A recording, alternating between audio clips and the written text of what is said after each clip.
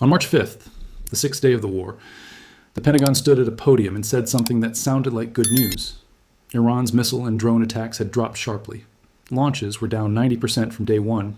The campaign was working. Iranian launchers had been destroyed. Iranian capacity had been degraded. The narrative was clear. America was winning the military arithmetic. 5 days later, on March 10th, a senior IRGC commander made a statement that the Pentagon briefing had not prepared anyone to hear. Iran was now firing only missiles with payloads of 1,000 kilograms or more. AFP described the attacks that day as the most intense and heaviest since the war began. Hold both of those facts in your mind at the same time. Attacks dropped 90% by day 6. Day 11 was the heaviest and most intense. If those two statements are both true, and they are, then the question they force is one that no official briefing has answered directly. What exactly happened in days 1 through 10? The answer, when you read the available data carefully and listen to what Iranian commanders were saying before anyone in Washington was willing to take it seriously, is this: the first 11 days were not Iran's offensive. They were Iran's setup. The doctrine nobody wanted to believe. 6 months before Operation Epic Fury launched, an IRGC advisor named Ebrahim Jabari appeared in a video that circulated across Persian-language social media. He was speaking about Iran's military posture. The clip that drew attention contained a specific claim: "We are equipped with the most advanced capabilities to fight you for years." American analysts largely dismissed it as bluster. Iranian state media regularly produces maximalist rhetoric that exceeds operational reality. The pattern is so established that the default analytical posture is skepticism toward any Iranian claim about military capability or intent. But Jabari was not claiming capability. He was describing a strategy, and the distinction matters enormously when you read what happened in the first 11 days of the war against that background. The Al Jazeera feature published on the war's 12th day described Iran's doctrine with precision. The Islamic Republic does not treat war primarily as a contest of firepower. It treats it as a test of endurance. This framework was built over decades, shaped by 3 specific historical lessons that Iranian strategic thinkers have returned to repeatedly in their planning. The first lesson: the Iran-Iraq War. 8 years of attritional conflict, 1980 to 1988, in which Iran absorbed devastating strikes, lost hundreds of thousands of soldiers and civilians, and survived, not by defeating Iraq militarily in a decisive engagement, but by outlasting it economically and politically until the international community forced a ceasefire. The second lesson: the fall of Saddam Hussein. Iran watched in 2003 as the United States struck a highly centralized state, one command structure, one leadership node, one system, and watched it collapse within weeks because when the center fell, nothing underneath it could sustain the fight. Tehran's response was immediate and structural. Decentralize everything. Build redundancy at every level. Ensure that if the leadership is killed, the units keep firing. Ensure that if a commander is struck, a successor already has authorization to act. The third lesson: the June 2025 12-day war. Iran accepted a ceasefire. 8 months later, the country that offered the ceasefire launched a decapitation strike, killed the supreme leader, and declared regime change as an objective. Middle East Eye's analysis captured Iran's calculus precisely. Iran's calculus seems to be built upon its regret over having accepted a halt to the conflict last June, just to be attacked again 8 months later. In this framework, there is no apparent room for a ceasefire. Iran entered the 2026 war having internalized all 3 lessons. It was not going to fight for a quick decision. It was not going to commit its best weapons in the opening phase. And it was not going to stop when it was told the war was over. Phase 1. Drain the magazine. The strategic logic of Iran's opening phase was described with unusual clarity by the Forever Wars newsletter, one of the few publications that identified the pattern in the opening days while it was still happening. My theory is this: the Iranians are making the US-Israeli Gulf coalition drain or even empty their interceptor magazine in the first phase of the war. Then, I expect, the Iranians will start really emptying the clip, the Israelis especially, and at regional US infrastructure. The evidence for this theory was already visible in the opening numbers. In the first 4 days of the war, the UAE, Bahrain, Qatar, and Kuwait had to fire interceptors at 244 incoming Iranian ballistic missiles. The Wall Street Journal reported that the Gulf states' interceptor usage rate could not be maintained beyond a week. These were countries that had entered the war with US-supplied interceptor stocks that had not been significantly replenished after the 2025 conflict. Each incoming Iranian projectile required between 2 and 3 interceptors to guarantee interception. That is standard doctrine. Add the drone waves, which also drew interceptor fire despite their lower threat level because the cost of a missed Shahed reaching a fuel terminal or a base operations center is measured in lives. The Gulf states were burning through their magazine faster than any planner had publicly modeled for an opening phase this intensive.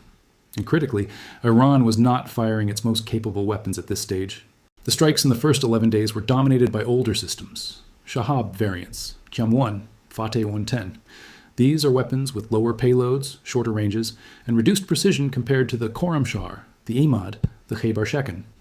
The older missiles exist in large numbers precisely because they are cheaper to produce and have been accumulating in storage for decades. They are the weapons of Phase 1, not because they are the best Iran has, but because they are the weapons most efficiently traded for interceptors at the most favorable cost ratio. A Shahab missile costs a fraction of a Patriot interceptor. Every exchange in which Iran fires a cheap missile and Israel or the Gulf states fire expensive interceptors in response is an exchange that runs in Iran's favor, not militarily but economically, and not immediately but cumulatively. The strategy did not require Iran to win any individual engagement. It required Iran to maintain the exchange rate long enough that the defense ran low before the real offensive began. The Gulf as the first target. Geography as strategy. The distribution of Iran's opening strikes was not random. It was specifically designed to maximize the geographic spread of the interceptor drain.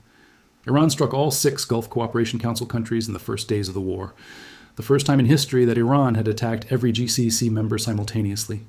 Bahrain, Kuwait, Oman, Qatar, Saudi Arabia, and the UAE. This was not primarily about damaging infrastructure in each of those countries, though some infrastructure was hit. It was about forcing each of those countries to activate their missile defense batteries simultaneously. Each GCC country operates U.S.-supplied air defense systems. Each of those systems draws from an interceptor stockpile that cannot be quickly replenished. By spreading strikes across 6 countries simultaneously, Iran forced 6 separate missile defense architectures to fire at the same time, burning 6 separate stockpiles in parallel. The geography of the Gulf amplifies the strategy. The countries are close together, the air defense coverage zones overlap. But the interceptor stocks do not. Saudi Arabia's PAC-3 supply does not cross-replenish Bahrain's. Kuwait's missiles do not flow to Qatar. Each country consumes its own, stock responding to Iranian strikes on its own territory. The distributed attack exploited the distributed nature of defensive responsibility in a coalition that shares threat, but not logistics. The Wall Street Journal's report that Gulf states were likely to exhaust their interceptor capacity within a week appeared on day 4 of the war. That was not a warning about what might happen. It was a description of what Iran had already planned for. Senator Mark Kelly of the Senate Armed Services Committee raised the concern directly in a CNN interview. If they have more offensive assets than we have defensive, we get into trouble here, possibly really quickly if our magazine depth goes to 0. Iran's planning assumed exactly this scenario. The question was not whether the magazine would run low. The question was whether it would run low before the heaviest phase of the Iranian offensive began. 11 days, it turned out, was enough. Why the Pentagon's narrative created a blind spot. The official U.S. narrative about the war's first 11 days followed a single consistent line. Iranian missile capacity was being destroyed. Launchers were being hit. Production facilities were being struck. The rate of incoming fire was dropping. The campaign was working. All of those statements were true. They were also missing the second half of the story.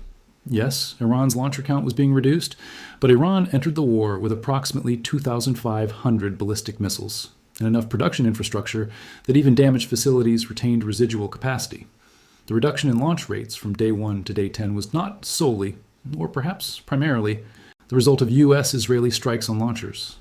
Israeli officials and independent experts acknowledged in ABC News, reporting that Iran's reduced launch rate may reflect a strategy by Iran to run down air defense supplies with relatively smaller but steady attacks over a longer period. This was mentioned in the same reports that emphasized Iranian depletion. It was acknowledged and then not pursued. The possibility that the lull was intentional, that Iran was pacing itself, conserving its most capable systems, waiting for the interceptor stocks to run lower before committing heavy weapons, did not enter the official narrative in any sustained way. The Pentagon's framing had a structural incentive to emphasize Iranian depletion over Iranian strategy. We are destroying their capacity is a statement of progress. They are waiting until our defense runs low before using their best weapons, is a statement that requires explaining why the U.S. military did not anticipate or counter the strategy. Both things were true simultaneously. Only one of them appeared in press briefings. Day 11. And what it confirmed. On March 10th, when the IRGC confirmed that Iran was shifting to missiles with payloads of 1,000 kilograms or more, and when AFP described those strikes as the most intense since the war began, The pattern that had been visible in the data since day one became impossible to interpret any other way. The first 11 days had been Phase 1. The heavier missiles had been held in reserve.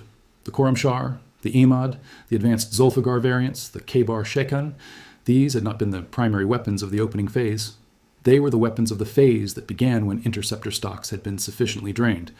The IRGC's statement about 1,000 kilogram payloads was not a threat about what Iran might do. It was a description of what Iran was now doing after 11 days of preparation. The shift to heavier weapons was not an escalation in response to deteriorating conditions. It was the scheduled arrival of Phase 2. Kelly Grieco of the Stimson Center, one of the analysts who most clearly identified the interceptor attrition dynamic, put the cumulative risk plainly. If the Iran war continued at the rate of the 12-day war, the U.S. could hypothetically deplete its entire interceptor stockpile within 4 to 5 weeks. The shift to heavier missiles on day 11, requiring more capable and more expensive interceptors per engagement, accelerated that timeline from the defenders' side precisely at the moment when the stocks were already reduced from the opening phase. This is the strategy the Pentagon narrative did not fully admit. Not that Iran was winning, but that Iran was not trying to win in the conventional sense. It was trying to make the defense run dry. It was trying to turn the 4-week timeline that Trump had publicly set. The domestic political clock for how long an American administration could sustain a war without congressional approval. And with oil prices above $100, into the weapon that ended the conflict. Not on a battlefield, in a spreadsheet, where the column labeled interceptors remaining gets closer to 0 with every passing day, and the column labeled Iranian missiles still in reserve still has numbers in it. An IRGC commander said before this war started that Iran was equipped to fight for years. He was not describing capability, he was describing a strategy. 11 days into the war, that strategy was exactly on schedule.